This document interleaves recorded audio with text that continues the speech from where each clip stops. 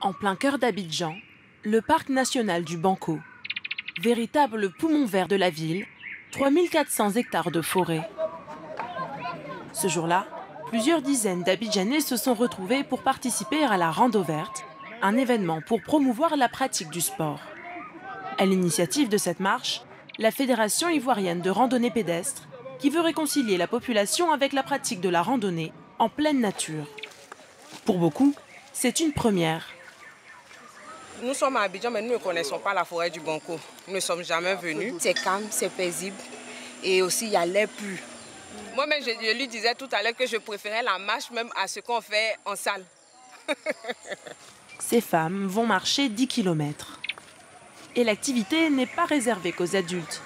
Mettez-vous derrière, complétez les autres. Au programme également, la randonnée des enfants. Ils devront parcourir 2 km. Allez, croisez les doigts. Mais avant toute chose, place à l'échauffement, avec la coach sportive. On est bon. Allez, croisez les doigts. Et tirez, tirez, tirez, tirez, tirez, grandissez. Donc on va tous sur ce côté. Voilà. Tout le monde. Je vois quelqu'un là-bas, voilà. Tirez, tirez, tirez. On a l'habitude de marcher, mais ce n'est pas la même manière de marcher. Pour la randonnée, on accélère un peu le rythme.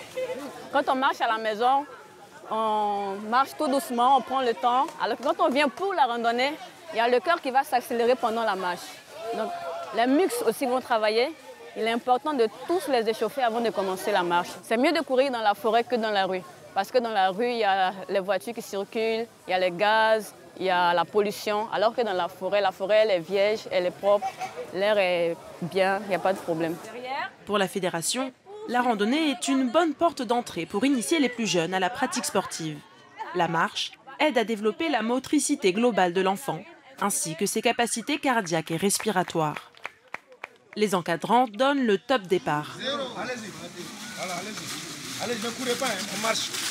On marche tout simplement, on ne court pas. Les enfants avancent à leur rythme dans la forêt, à l'ombre des fromagers. C'est la première fois que je viens au Banco, je suis contente d'être ici, j'ai fait de super découvertes. Je vais demander à mon père, s'il a le temps, on va faire la randonnée ici en famille. Et pour encourager et féliciter les plus méritants, des médailles sont remises pour cette marche d'endurance. La fédération compte 80 ligues de randonnée à travers le pays. L'objectif de sa présidente, Marie-Laure Essan, est de multiplier ces randos vertes en Côte d'Ivoire.